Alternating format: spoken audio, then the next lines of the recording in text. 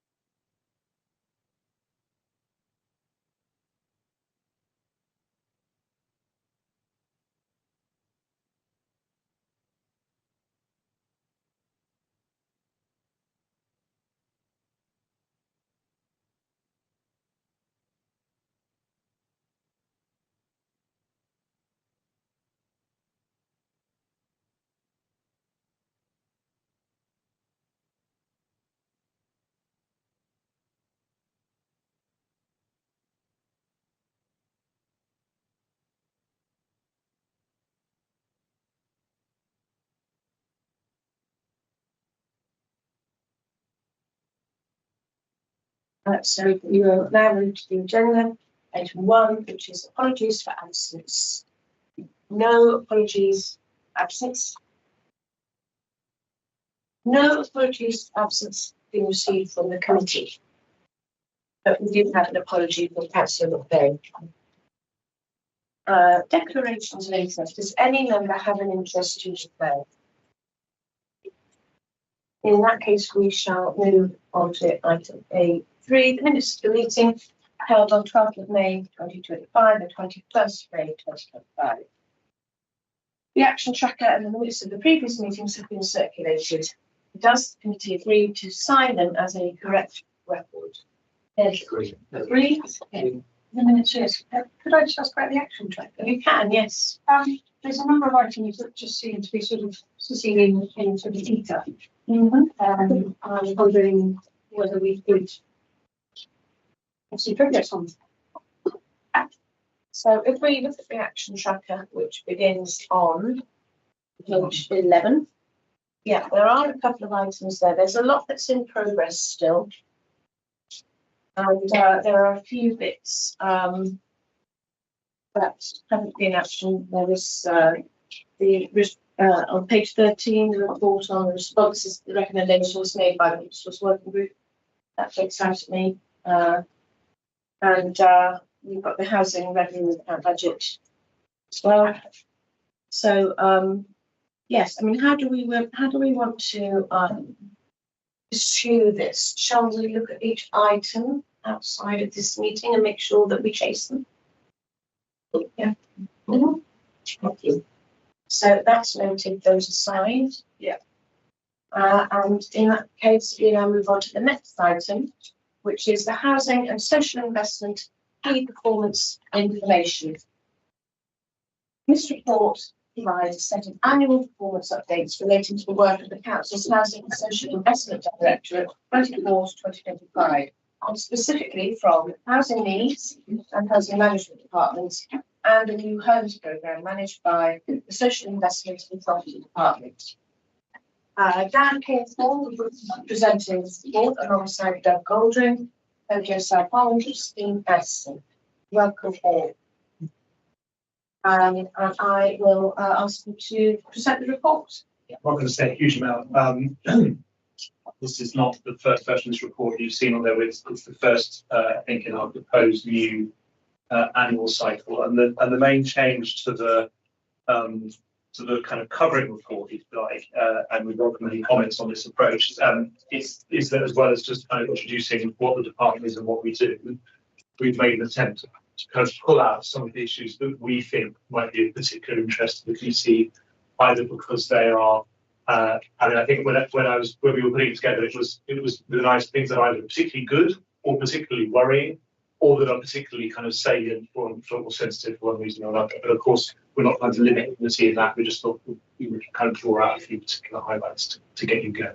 See what I mean? But the main purpose of today is for you to ask questions about the interest to you. So Okay, thank you very much. So I'm now going to invite questions from members of the select committee. Who would like to start?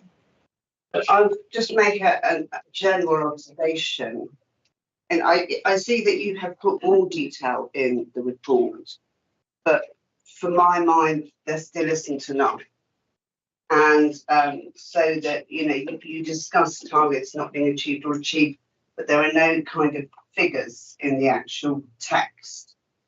And I think that it's all very well to have the tables at the back, which we all have kind of gone through, but they don't replace text. It has to be, they illustrate what should be already in the text. So I think there is not enough detail here in the text. And I think as far as the actual graphics are concerned, there sometimes is not enough explanation as to, what we're looking at, and people had to query various different charts.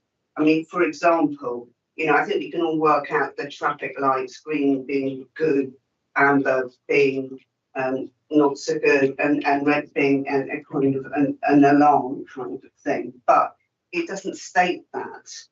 There is no legend in your graphs that actually says what these traffic lights are and at what percentage, you change from a green to an amber.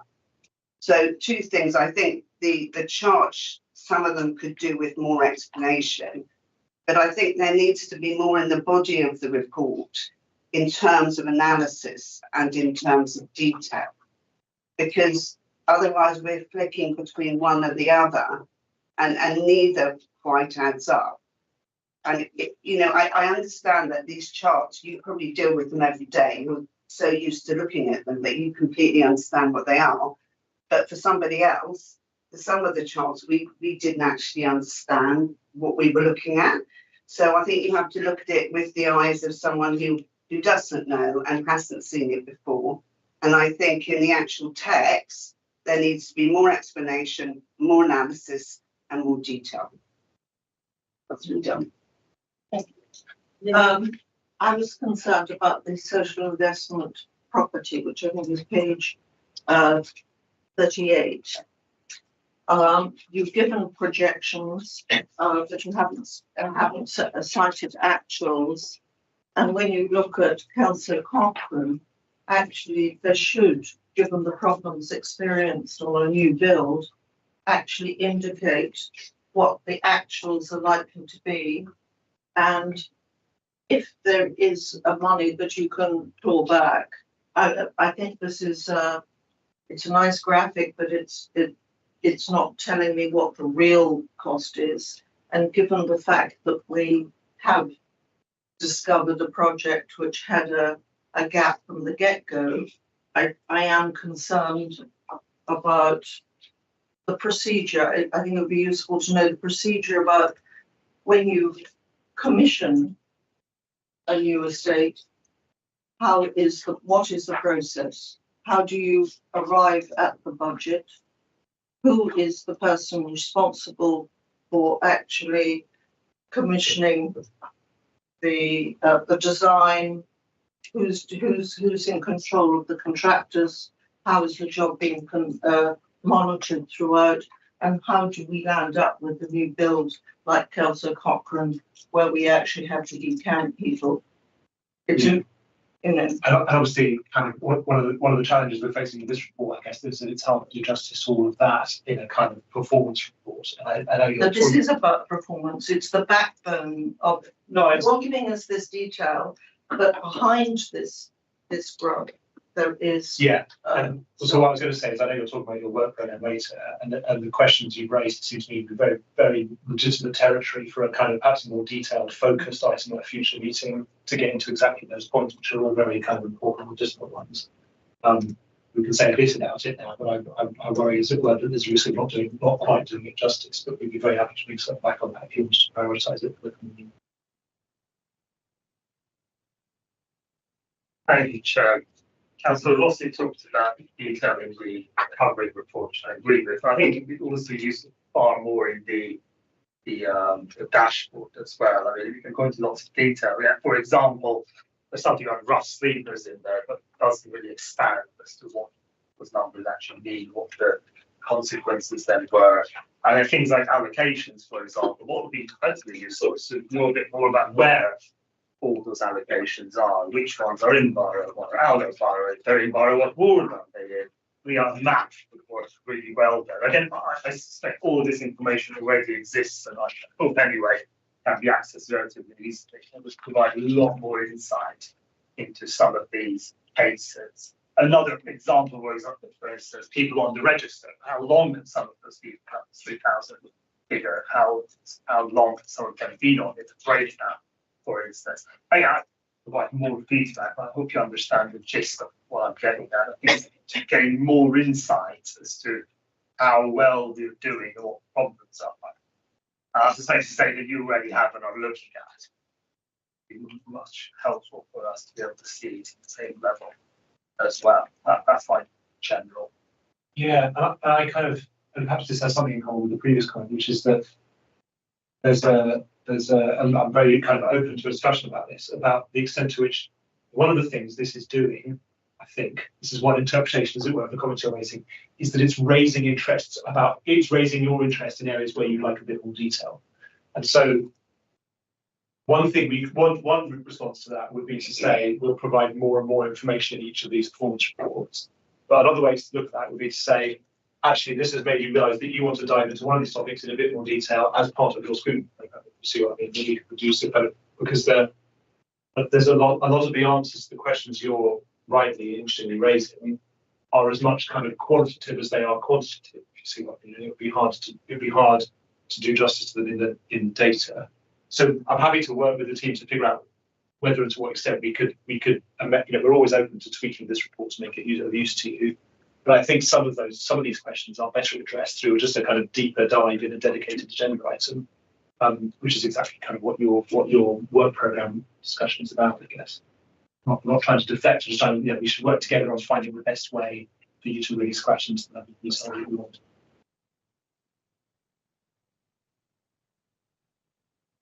Thanks. Thank you, Chair. At page 17, you mentioned total number of households attending accommodation. Did you use it? On page 25, it doesn't show how it should be used. So do you mean that the number of new temporary accommodation is reduced, or you mean the people who were in temporary accommodation before, they were housed in a permanent accommodation, and that's the way it is used? Yeah, so I can answer it. So what this is showing is it's the total number of households in temporary accommodation end of period. And there are different reasons why people leave temporary accommodation. So some may be rehoused permanently, some we may not have to teach towards, and we get there, they need to leave the temporary accommodation. Some we rehouse into the private sector, some make their own arrangements. But this is just showing the total number of households that are in temporary accommodation who have this. But you're right, it's a net figure. So the change from month to month is made up of the number of households who are leaving TAA, kind of minus the number of households who are coming in. Certainly in the current environment, maintaining that as a net zero position, if you like, is itself a huge job. And actually the fact that the team managed to have a net reduction over the period, and actually that trend has continued into this year so far as well, I'm pleased to say, it takes a huge amount of effort, because if you let nature take its course, as it were, actually the number will be going up, because the number of social lets that you've got available as a way out of temporary accommodation is dropping every year, and it's harder and harder to find alternatives. So the team has to work really hard, really proactively with each household to find alternative ways out, at the same time as really stepping up the prevention efforts to stop people coming in the first place. We're cautiously optimistic, I think it's fair to say, but this, I mean, it's a slow trend. It's kind of 10 at a time, isn't it? It's not happening fast. But based on the measures we're taking at the moment, I think we would hope to be back with you this time next year, looking at having seen this trend continue kind of with these slow reductions month on month. Realistically, I don't think kind of getting down to zero is something that's going to happen anytime soon. And one thing we do know is that the environment doesn't stay still for very long, so other things will happen in the housing market which we don't control. But the team has to work incredibly hard at both ends, if you like, in order to maintain that position. Can I follow on from example? Because Okay. it's relevant. Okay. One, does this is the decline due to the fact you might have changed the criteria on which you actually base to accept people into temporary accommodation? And two, I believe there's a kind of almost a clearinghouse company that is based in Kilburn. Which do you process your residents through that? I'll let Coach answer. I don't know about the Kilburn. Yes. Do you know? Yeah, do you- just on the first one, the rules about who you accept admitted to aren't set by us. They're set by legislation. So we don't you have haven't changed the criteria.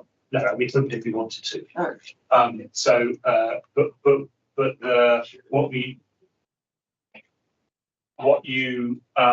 What we do have control over, because the number of households in TA is a mixture of people about whom we have made a decision and accepted a duty, but it also includes some households about whom we are still to make a decision about whether we've accepted duty. And we owe TA to both of those categories. So what we can do is work as hard as possible to minimise the amount of time that people are in that first category, which is obviously in their interest as well as being in ours.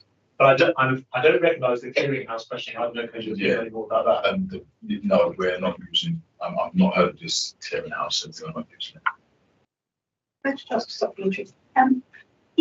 Are the families in B&B, are they a subset or are they a separate category in the temporary accommodation? So on your total numbers in temporary accommodation, is the families in B&B are They're a subset of that. They are a Yes, subset. yes, Okay. yes, So I think that would be really helpful to say that we can use, because otherwise you end up with having on.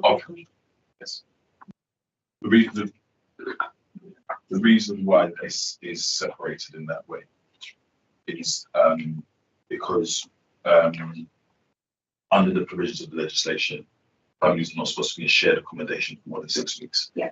So that's why it's It's separated. important for us to track it separately. Yes, we can still show that it's a But you are, subset of the you are total. still showing it in the, for example, in April 24, when it was 2,210, that included 49. It did, yes, it did, yes. I Just think want it's to clear just up. Just to make that clear. an asterisk Yeah, as well. yes.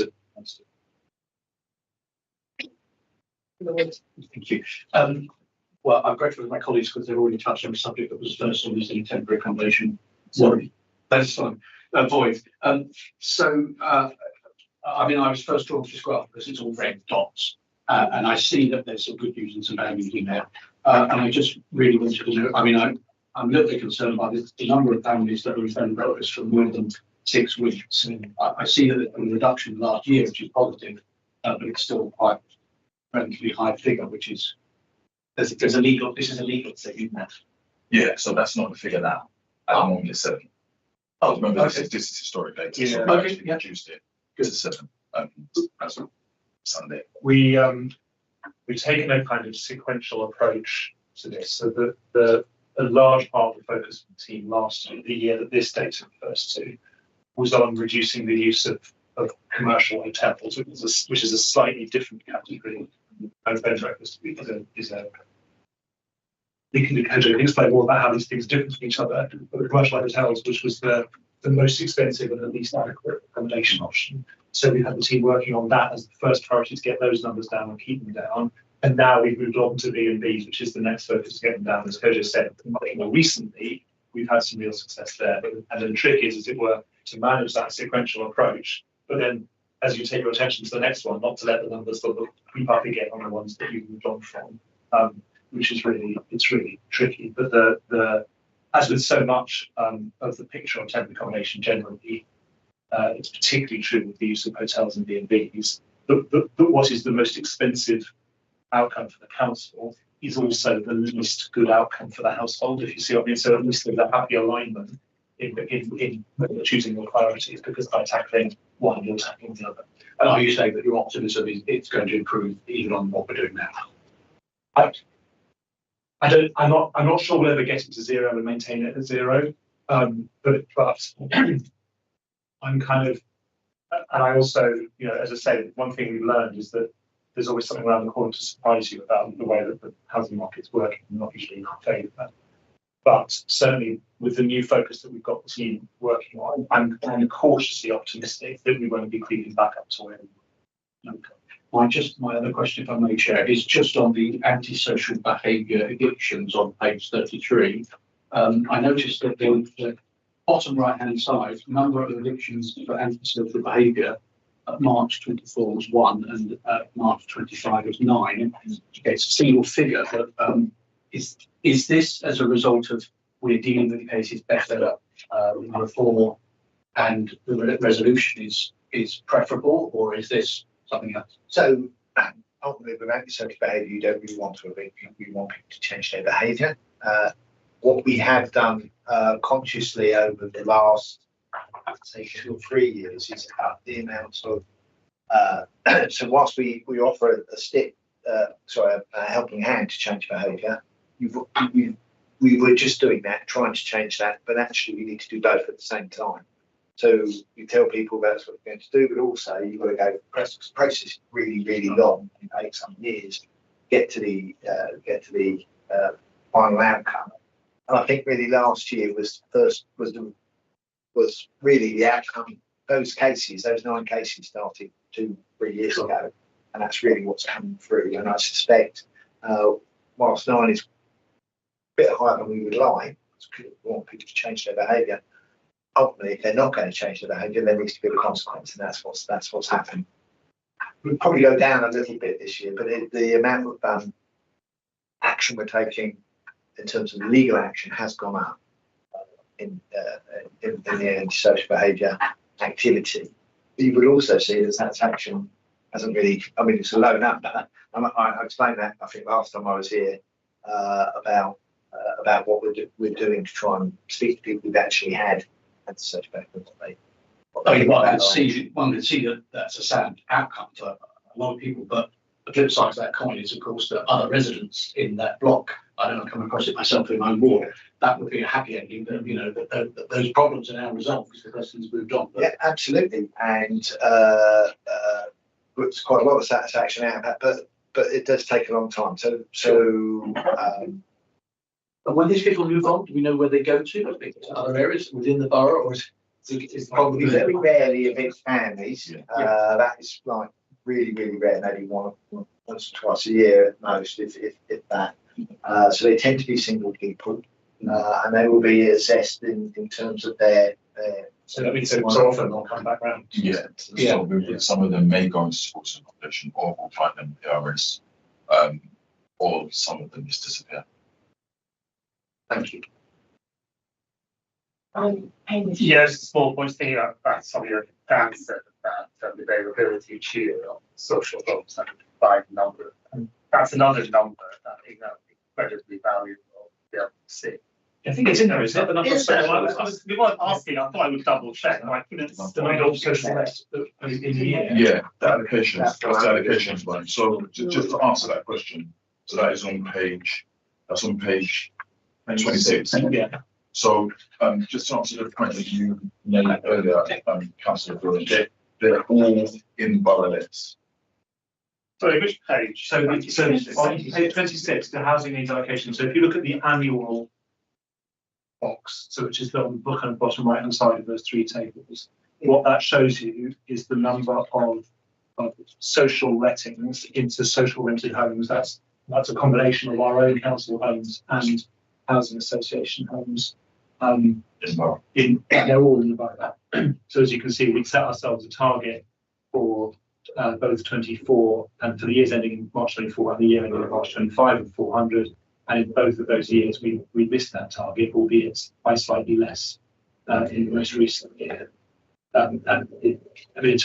It's unusual for the number to go up because that number has the general trend there has been for steady decline of the number of lets year on year. So it was a positive that there was an uptick in the last year. And I think I'm right in saying that was due to some something available. Of course, when that happens, a big slug of allocations all in one go, which had a really positive effect on the. So the number of under occupation lets then, so there are 16 at March 24, 4 March 25. Does that mean those are the number of voids in effect? All the number of social homes that are unoccupied? No, so the under occupation is the number of households who are, and that is incorporated, coming back to Councillor Gardner's point, is incorporated in the total number of the 392. So the 44 for March 25 is incorporated in the 392, and in the 16 in March 24 is incorporated in the 368. And what that is that's the number of households who were under occupying accommodation that we let properties to, because what that does is that frees up bigger units for us to move families into. But it counts as a new let. So you moved on from a 3-bed to a 1-bed, say, counts as a new let. Yes. Even though they're moving from moving within, as it were, that tenancy. Sorry if I misunderstood that, but there's no figure here for how many were available. Well, I mean, the 392 is that, whenever a home is available to be let, it is let because supply is so short here. So 392 was the number of lettings we made, and by definition, that's the number that were available for letting. And do people come to you to say we're under occupying? We've got the reason why the number jumped from 16 to 44 is because we've created a specific team of 2 officers who are going out to engage with residents to assess their circumstances. We are also getting some data from something which is called the LIFT dashboard, which is the low income family tracker, which gives us a number of information about households. So we've identified that there's a proportion of households in the borough who are under occupied, and the team is actively engaging with them to find out whether or not they want to move. And because also if you move to a smaller property, you pay slightly less rent. Yes. So are now people happy generally to say, okay, the kids have left, we're in a too big a flat or whatever, and Yes. we'd be quite happy to move somewhere smaller? Yes. So we're getting more and more. The team are actually explaining to the residents the benefits of doing so, specifically financially, because some of them are impacted by the spare bedroom subsidy rate. So we are finding more and more residents interested in the scheme and wanting to move. And some of them are not really happy with the options that are available. But there is a number of households who are on the scheme who are waiting. And change the numbers, as Coach have said, illustrates how much you can achieve if you really focus on it and really actively approach people. I met a resident who had whose mother wanted to move, but the terms she was being offered in terms of she was on a very comfortable protective lease, and if she was moving to a smaller property, she didn't carry across that same lease. And so as a Because the result, landlord would have been different. Is that why? If we live into a different house? presumably, it was a Yeah. doorstep conversation, Yeah. but she said as a result she wasn't prepared to swap. So actually, if you can move somebody across on those same conditions, I think it would be much more appealing, because people just feel that you're just trying to take the rug out from under their feet by offering them less security for 10 years less. And it's interesting you say that it was the reason we raised it, because of course in some cases the terms of that lease will include succession rights, which might be Possible she didn't talk about. no, I'm not impugning, but that is one of them. Am I right to understand that when we are downsizing, This is actually coming from the resident. Nobody's being booked to do that. We absolutely can't. force it. Exactly. So just so that everyone's clear about that. Yeah. So, yes, thank you. I see one hand there and one hand there, and then I'm coming to Joanna. Linda. If you want to, how many voids do you have to move? And I agree with Joanna that one of the problems is succession. It's also the fact that if they've been in a place, you know, the long-term nature of the tenancy is a deterrent to them actually wanting to move. It's partly the security, it's partly the succession. But how many places have you got that you can move people to? Well, it's all dependent. Because if you say you've got 44, if I read this correctly. Yeah, but that's a subset of.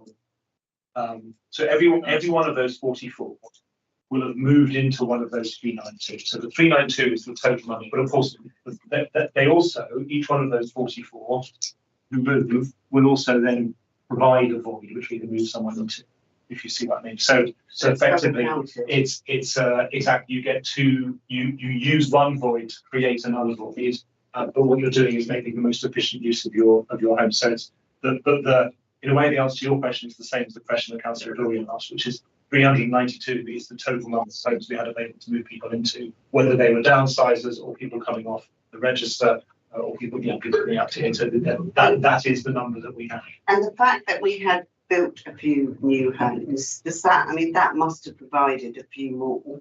Yeah, absolutely. Yeah. So those numbers will be included. As I said, the kind of new supply is will provide, when you're looking at the graph year on year, you can see where a new big block comes on stream because it gives you a bit of a spike, and there'll be a few more of those in this year too. Does this mean effectively we hardly ever have any votes across all RDKC and RP providers? Well, at any point in the year, they're all very rapidly filled. Oh, I see what you mean. Like, well, so you can. There are separate stats here which tell you the turnaround times for the voids, and they're not. They can probably. Yeah, they're not where they need to be, but they have improved, so they're going the right way. Sorry, are they? They're in. So page 35. Yeah, So that's what I was about to ask. Page 35, which is for your minor works, general needs, you have a target of 28 days, and yet you're looking at 64, 94, 58. Yeah, 54. So 54 was the year average over the year. Yeah. Why? And they're so ridiculously So, long. um, And I'm missed it. yeah, so there's a couple of things there's a number of things that happen here. So, there have been some issues with our contractors. We've changed those during the year, but they have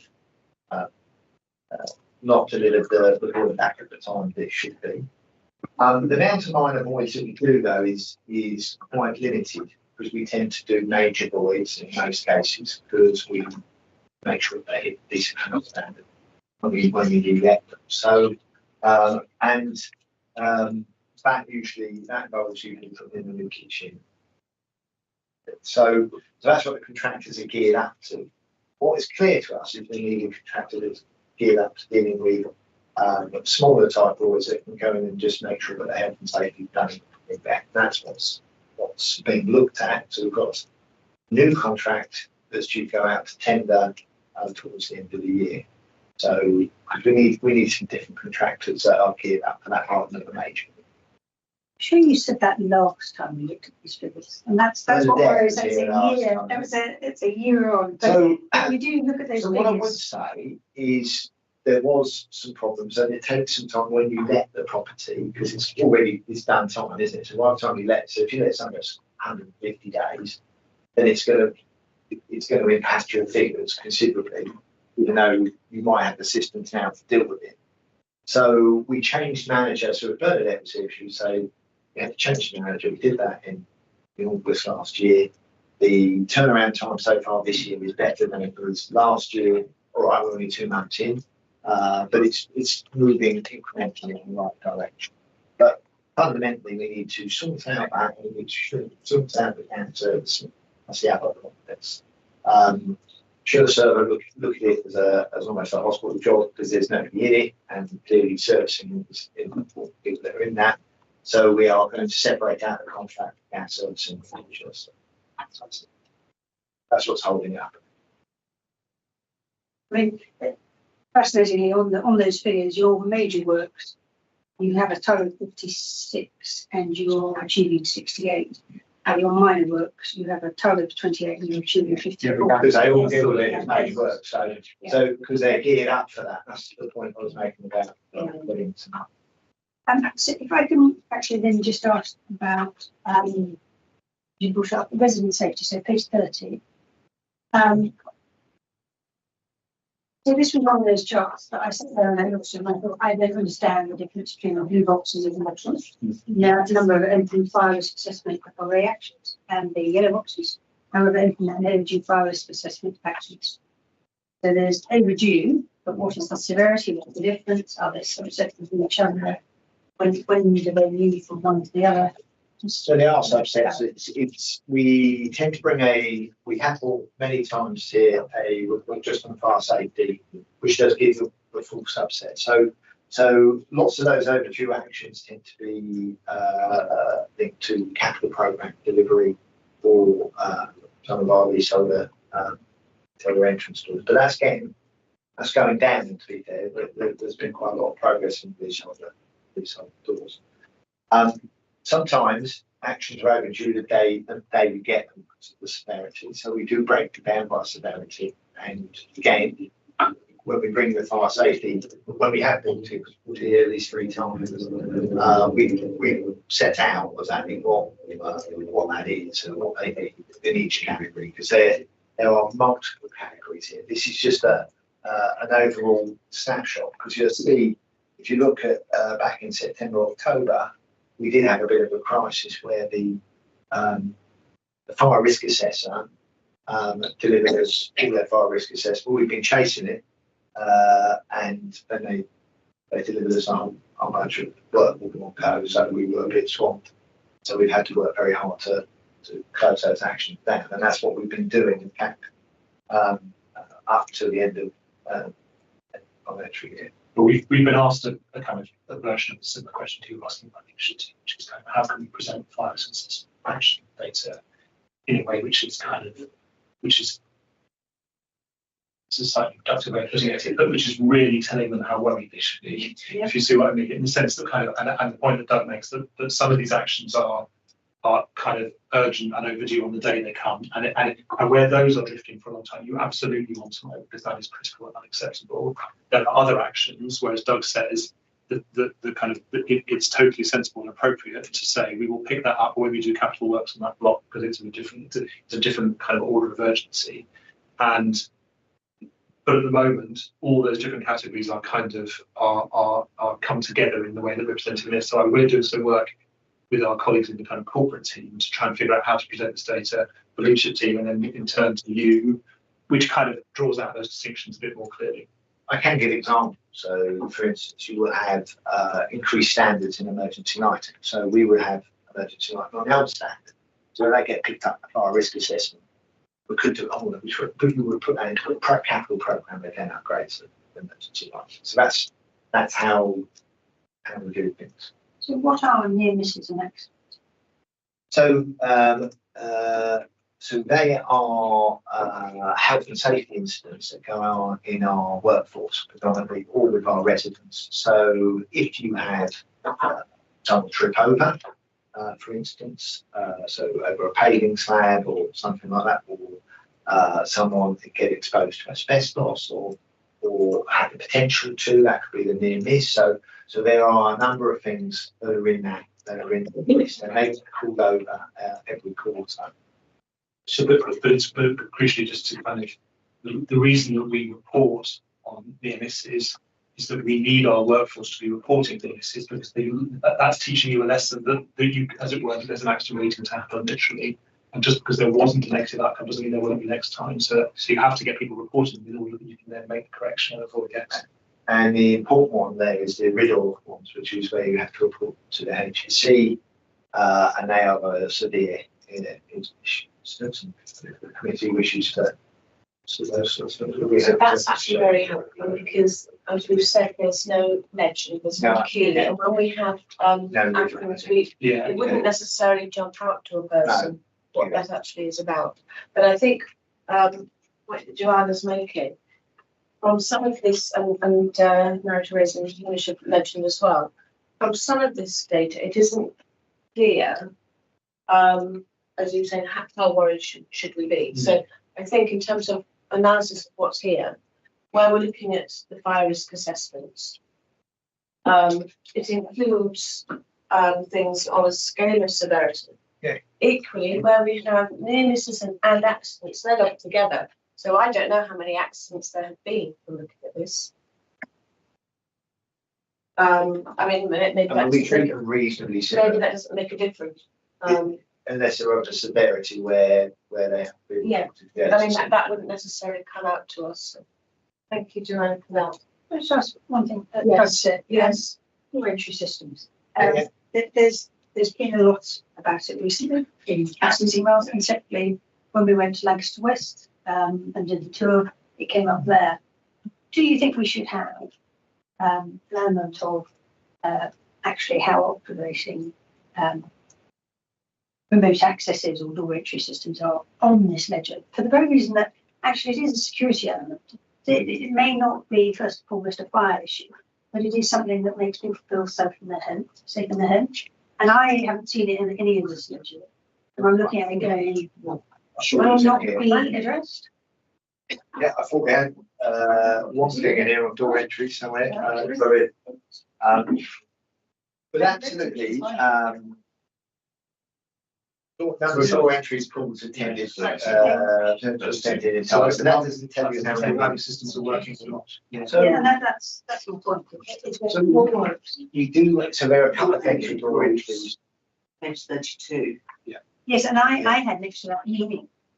I kind of a number of directors, then I looked at what is that something you Yeah, so that is the metric we use with the contractor to make sure that they turn on and fix. So on the time that they've turned up to the entry phone and done the work, it should be left working when they've left. And that's what they're saying. It does get audited. We actually have an individual whose sole job it is to manage that contract.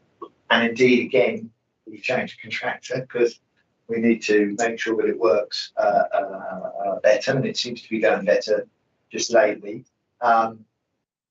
Most of the time, our entry phones work. It's when they don't work, it's a significant issue for that block. And I get that 100%. And we do have some which are way beyond their life expectancy. There's quite a lot that's within the capital programme. So, again, we could spend some time saying that these are the ones we've all replaced, these are the ones that are due to be replaced, because we inherited a mixture of 50, 60 different systems, all with very different components that sometimes you can get parts of, sometimes you can't, sometimes you have to close one down and nick the bits from that to fix the other one, and that leaving a block that's nearly a capital programme shut down. So we haven't got. We've got two or three or four blocks where at the present moment in time we've got issues that are like that. But other than that, it's really filling up people's boxes. I don't think that statistic hit home as to that what it was. I looked at thought that was individuals using their door. No, it's people reporting a fault with the system. Yes, Yeah. but also it doesn't give you any indication as to whether the problem is fixed or whether it's just fixed temporarily, and actually it's the same block but 160. If it isn't fixed, then the contractor has to report that, and then goes into a different category. So So as a committee, don't know. yeah, We of course have- not. Because there's lots and lots of information. So thank you for that. One Continue, one yes. last question, which is probably for Christine. So it's page 38, so which is about partnership. Are we really spending £1 million a year? £1 million units. In that order, and it is very high overall in terms of the costs. It's partly, it's a very small scheme. It's on a complicated site, and it had a number of issues before they even hit the ground doing any work. As it's progressed, we have had a number of significant issues with the contractor. We are in the process of dealing with that now legally.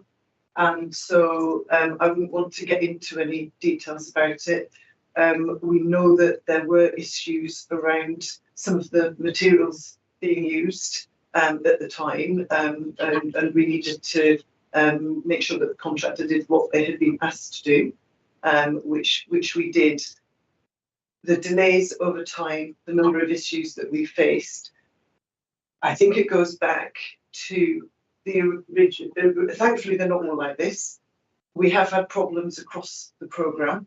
I think it goes back to what was said by Councillor Wade at the start in terms of needing to understand a little bit better and look back where this started. Were there mistakes in the setup? What have we got right or wrong over the course of it? We know that a number of things haven't gone as smoothly as you would like them to do with this as a programme. Some of it is external factors, and some of it is specifically to do with Silchester. And it is one of the issues is size, quality, fire safety issues, that we are not getting that sort of standard in your usual private sector delivery. If a private developer had tried to develop this site, they wouldn't have come forward with the scheme that we came forward with. But actually, this is something that came out of the commitments that the council made after Grenfell, and all of the design, the consultation, and everything that followed has led to what we've got. And unfortunately, when you see it over time with the issues that we've had, and you can't walk away and look at something that costs that much per unit and not question like what and how and why. And I think we have to be able to understand that well and do the lessons learned on it. But it's 11 units on a small complex site, and they will be lovely. And when tenants do move in, I really hope that we don't have some of the issues that we've had in some of the others. But it has been a difficult journey with that particular scheme. We know that, and the costs are higher than they were. I think perhaps sometimes things cost a lot anyway because of the nature of it, but actually some of it, and I think this is where you don't get the sophistication that you're looking for. Some of it we thought it would cost this, and it's actually costing this. And would the council have made the decision to proceed if they had known that that's what it would end up costing per unit? And I can't answer that because that would have been the council's decision. But you would, you wouldn't necessarily recommend, if you knew it at the beginning, that that's what you spend. What was the expectation at the beginning? And is 1 million now as much as it's going to spend, or could it still get even higher? I'd have to go back to where it started to make sure that I've got that right. And so if it's okay, I won't say that tonight because I'm going to get it wrong. But in terms of what next, I said earlier that we're in a process now, which is a legal process, an adjudication process, and we need to wait the outcome for that as to which way it goes, whether the final picture is up or down. What we've given you is what we are expecting it to have cost. We haven't identified at this point any new costs that could hit us and take it even higher. So the approved budget as it stands, that might not have been the original budget at the outset. That's what I wouldn't want to use it because I suspect not. Okay. I suspect that the approved budget also changed over time because when they first, I say they, I mean we, but it wasn't me personally.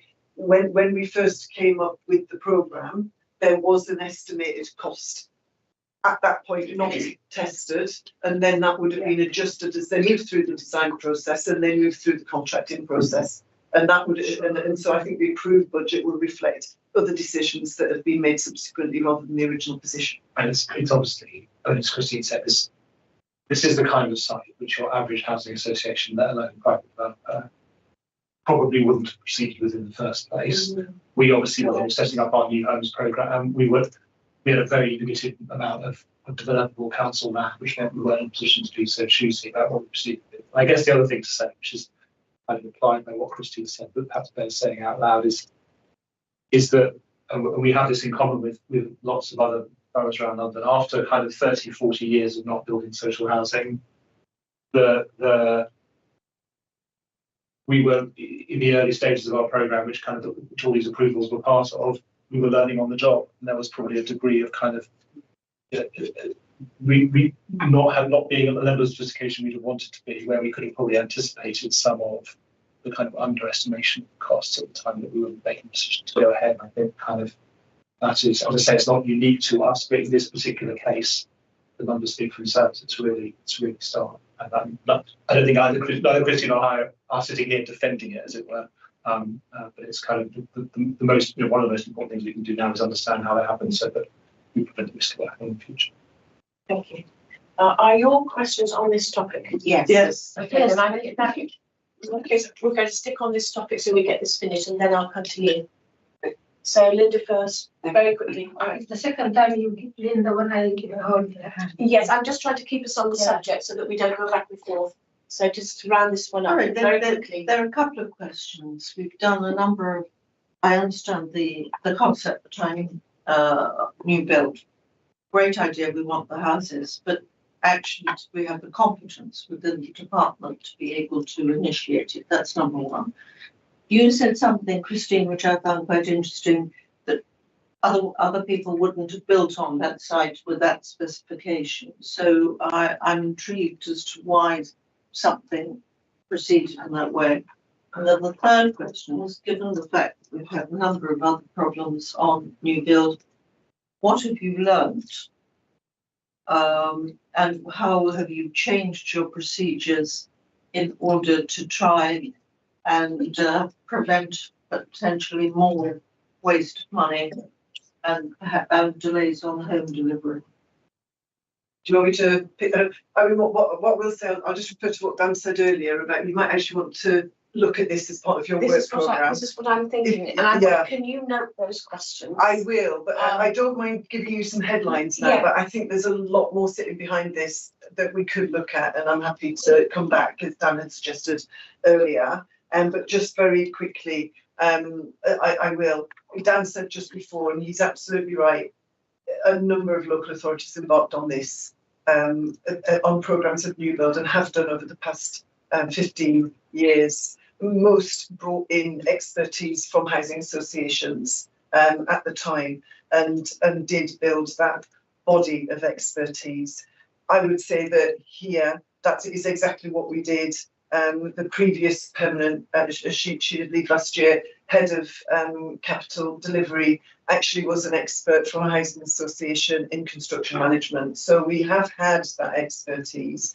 However, I think there are plenty of lessons, and I don't know that I would use the word competency, but experience and skills that you need to manage a programme. And over time, we have had significant turnover in staff, and that does have some effect. In terms of the, and some of it though is about the nature of the specification and the way that you go about the procurement and the type of contract that you have and how good you are at managing it. And I can't say that each of those projects has been managed perfectly. It's quite clear that they haven't, because we've seen some consequences in some of the programmes, but I won't get into detail on that. In terms of site selection, in the first place, so the comment that I made earlier, there is a small tricky site next to a railway line, which is controlled, and anything that happens beside it is controlled by Transport for London, some of the additional costs on this scheme were actually associated with that. When we're allowed to work, we had to, there were some additional costs at some point last year, to work around things that you might have anticipated had you said in the first place, and I think this is probably the most important, if you're really clear what it is that you're going into and you're buying, and there's a point at which you say what I'll describe as a design and cost freeze, and you've managed the project, making sure you've identified and boxed off all of the risks. Would we have known about that earlier? And my answer is yes, we would and should have known about it earlier. So some of it is weaknesses in our own project management, and I think we just have to acknowledge that, because that is actually, at the end of the day, if we didn't know something and we find it out midstream, it costs you a lot of money to rectify it and put it right. And there have been a number that have been like that. And without going into any of the details on any of the schemes, those are the sorts of things that when we are looking back and saying, what have we learned? What have we learned from this? How do we move forward with anything else that we do? Those are the sort of obvious lessons that that jump out at you when you start looking at what happened and when it happened. It's always difficult with any capital scheme. It's more so when it involves homes, to get everything right all the way along the line. I think some of the schemes that have been delivered here have had more problems of delay and cost than you might have expected, some of which are understandable in circumstances. Actually, we had COVID in the middle of it, and all the cost estimates were done before that. We had the Ukraine war, we had things out of our control, and I wouldn't say it's all down to that, but actually there are things that if we explain, these are the things that changed over the course of these projects, these are the things that we were able to control, should have controlled, then you start to see what lessons you learn for moving forward. So I hope that helps by way of a bit of an introduction. I mean, there's clearly an awful lot more sitting behind this. We are looking at it all the time in terms of what is it that we need to do to get right. We haven't finished the programme as it stands. We need to make sure that we've got Bulby scheme on site now. We want to make sure that when that gets handed over, it's handed over, and we're not going to face some of the teething issues that you referred to earlier in relation to Councillor Cochrane. I hope that just helps a bit. I don't want to kind of. If I just add one thing at the very highest level, to go back to what Councillor Wade said in that question, I think if Councillor McVeigh were here, she'd say, yes, the New Homes programme remains a huge priority for the administration, but not at any cost, I think is the way to kind of summarise. And I think kind of the Silchester Arches episode has brought us as kind of close as probably closer than we would comfortably feel to kind of the test of where that line should be drawn, if you see what I mean. Can I just ask the question? Please do. Segue on from that is, if it costs you at Silchester £1 million per unit, if an estate agent came along, is it worth £1 million? So in other words, we're getting how much it's cost us to build these things.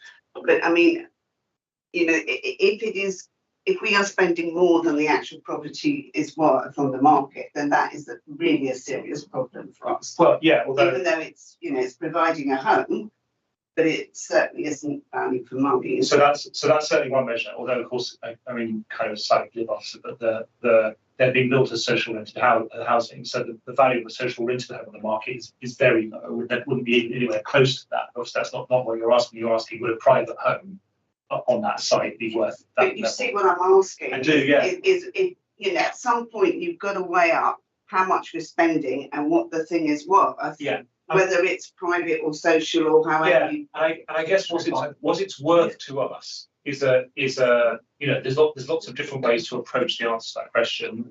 One of them is exactly as you put it. What would it cost to buy an equivalent home on the market? Yeah. Well, another way of looking at it is, there's obviously lots of things that councils spend money on are, as it were, for social rather than a kind of cash equivalent benefit. And so there's obviously a benefit to the household who gets housed there. There's also directly a saving in the TA budget for every household that we're able to place into social rented housing.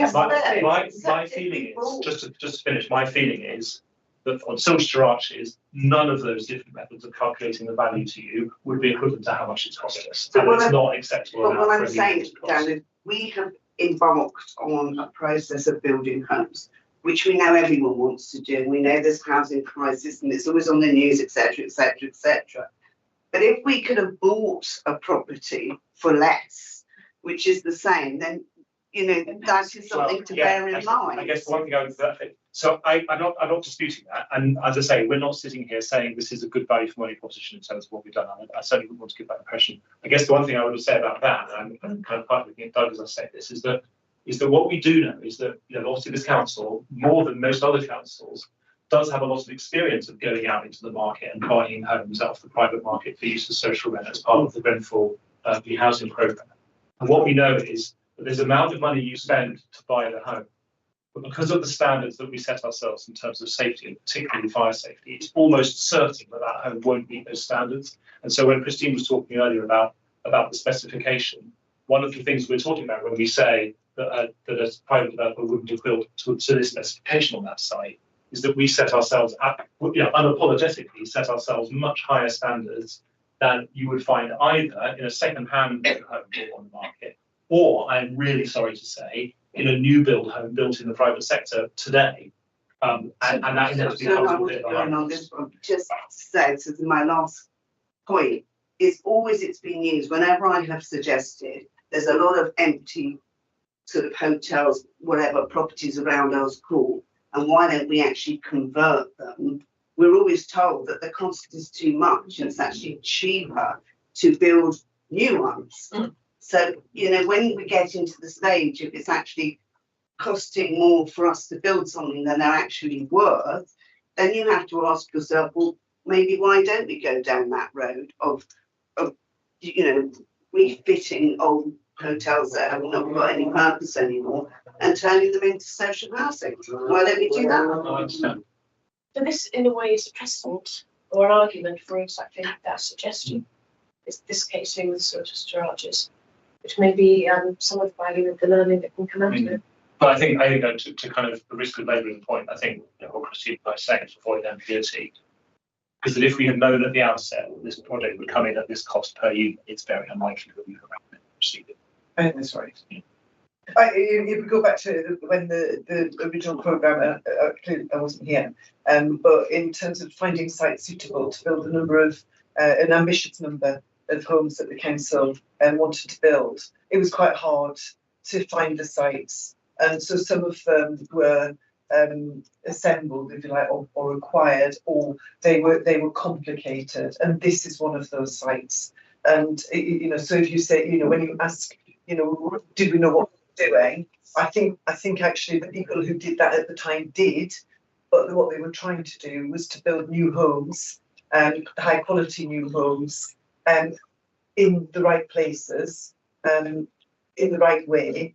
And that meant some compromises on site selection at the time, which we then obviously you then get into all of the detailed study around what you need to do to clean up a site and what you need to do to be able to build out a site. And our standards and our planning requirements have been on the high side, and this site in particular has been quite difficult to take forward to completion. Thank you. I'm going to go to Dahabo now. Okay, thank you. I'm just going to ask one simple question. Are we at least confident of the two delivery dates? One is 2 months' time, one is 11 months' time. Can you give us some good news, please? We are close. I don't want. I should have checked this before I came tonight, but I didn't. We are close on the date for Silchester.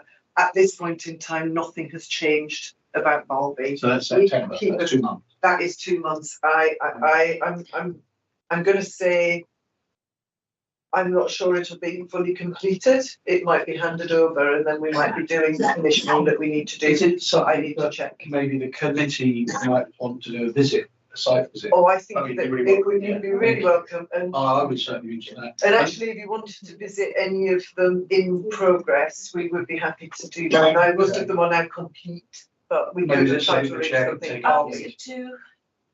Well, either of these two before they complete. Just so we can see for ourselves. And the Barley one that we've already visited. Oh, you've been, okay, oh, you did, of course, yeah. Yeah, but it wasn't there, but I see it's going on. It's on the tracker. Yeah. If you'd like, if you'd like another visit, to Bobby, we can certainly arrange it, and we can certainly arrange for you to see the completed Silchester. And when you see it, you will see, you will understand some of why it has cost a lot of money. But not, it won't explain all of it, as we It's my ward, and I completely understand. Can I ask you to speak for the chair, please, committee? So we are, I think, about to move on. I think we've had a very yes. Oh, I'm so sorry. I just wanted to, I'm really concerned about the voids, and I'm always at them every year. But I mean, we see, I think, I'm really sorry, but it's quite hard to hear sometimes. I think Joanna made this point, that our target for the money we lose in voids on temporary accommodation is £1 million a year, which is quite significant, 20,000 a week, unless I'm misunderstanding those figures. I mean, that's an awful lot, and we're losing more than that. That's on page 7. And then on page 15, when we look at the voids there, there's some missing data. But I just wondered if, I mean, part of the problem, you've talked about the problem with contractors, which I completely understand, but we've really got to be aiming to do a lot better next year on those figures. And I wondered if there's anything we can do in advance. If we know somebody's leaving a flat, can we negotiate to go in early and do some of the things that we need to do to upgrade it in order to get a jump on these things? Because some of these figures are pretty appalling. And just going back to the temporary accommodation, I couldn't work out why it was costing us £88,000 a week in May 24 for roughly the same number of voids and 13,000 in March, but that's for afterwards. So certainly we are doing some pre-work with people where they give us notice. And then give us notice, sometimes they don't. And with transfers, we don't hold them to 4 weeks because we want them to move into the property that's already void. So we do a pre-visit where we get notice, so we are aware what needs to be spec'd. We haven't moved as far as going into doing work before they move out. We could have done a discount on their rent for the last month or something like that, just to have workmen in doing stuff. So incentives to leave the property in a tip-top condition. Or sanctions if they don't. Yeah, well, we do recharges as well. So we've got the sanctions, but often a lot of the properties come back to us because they've been abandoned or 9 evictions from antisocial behaviour. So we're and in fact, usually those are the ones that are in much worse conditions for us to do. We have had the void team here before in the shape of Bernadette. I think it would be useful. It's clearly something that, so incrementally, it's better this year than it was last year, and this year is still better than the year before, but it's not, the rate of improvement is clearly not. And we don't see the cost actually on our own property. You don't on the temporary accommodation. You show the weekly cost. Doesn't show the weekly cost here. But in terms of void loss, we do keep. And there is a loss. Yes, absolutely. There's a financial loss. So maybe that should be shown too, because of course it reflects the size of accommodation. It's much worse if you've got a 96-day void on a family unit because they're so sought after now. But there are multiple costs. There's the rent loss to the HRA, and clearly there's the opportunity loss to temporary accommodation cost. As I say, we have a different team now in place. It's all permanent, and it does feel like we're moving forward the right way. We just need to iron out a few contract issues. So I think they would, certainly Bernadette, maybe Daniel Henry, who heads that up, may probably wish to share their progress. Yes, that's up to the channels. I just think it's clearly costing us a lot, and in terms of human people not getting flats as quickly as they might do, there's a human cost as well. Thank you, Mary. Do you want me to respond to the point? Yes, please. So just a couple of things, Councillor. So the target is not a target to aim for. It's to have no more than that amount. Now, there's various reasons. Where we calculate from the date that the property is ready, for us to actually let to the resident, because there are times where the provider has a property and they need to do some works, but the property's not, it's on our books, but we're not getting charged for it because the property is not actually ready. So the reason why there's a big difference between May 24 and March 25 in terms of the amount in comparison to the volume is because at that point there were more properties which were ready, which the team hadn't let, but now there's a better focus on actually letting them out as quickly as possible to reduce the. So 88,000 pound figure is horrifying. Yeah, exactly. So there was a much bigger focus on it. But generally, what's happened is because there's a particular focus on it, the volume of voids week on week has actually reduced. It's not where I want it to be, absolutely not. It's not where it needs to be, but I think that what this data is showing is that because of the focus, it's showing that there is an improvement in terms of letting the properties as soon as possible, also actually letting properties go if we feel that they're not turning them around quickly enough and it's costing us more than it's worth. And also where some of the figures are skewed, where we've had these difficult to let properties and they've been void for a sustained period of time. And what we've done is we've returned them to the provider and just tried to seek alternative accommodation. Can you give some example? What is it difficult to let? Yeah, so for example, it may be a property that isn't, because 80% of the temporary accommodation that we use outside of the borough. So it might be a property where residents don't want to go to, whether it's in a block or whether it's, for example, in deep East London, and we've made several offers on that particular property and residents are not taking it up. Some of it may be there are works that have happened. Us and the providers feel that the works have been resolved, but somebody goes and view the property and they know it's something else. So it's just a continual back and forth about what actual aspects of the property need to be resolved to get to the standard which residents require. Because it's temporary accommodation, there is a standard that we have in terms of the legislation, but sometimes the expectation is beyond that, so that makes it a little bit more tricky to let other properties. How many offers of temporary accommodation would one person get? It's one suitable offer of accommodation. Yeah. So what we're saying is, it's not the case that people are refusing it because that would mean they would be discharged from their duty. Some of them have been discharged. Yeah, some of them have been discharged. But because if for example it's in a particular area and we're getting a number of residents who are saying that the property is too far, even if we discharge duty, as you know, it doesn't mean that we don't rehouse them. We do rehouse them into alternative accommodation. But the temporary accommodation duty may actually be discharged. Yeah. So just in terms of difficult to let, it's not the case that people are having choices before them and saying, I don't want that. Yeah, a variety of reasons. But the problem is that when people are challenging suitability, for instance, we're getting the same properties being challenged by different people or the same areas. Well, that example is just one example. That's a minimum example, because we don't have many properties which have been void for a long period of time, which are hard to let. It does happen, but there are not a plethora of properties whereby the residents are saying that okay, this property is not. That a number of residents are viewing the property and saying it's unsuitable. Yeah. And if we do find challenges with those properties, we're getting better at letting those properties not return them to the providers. Thank you.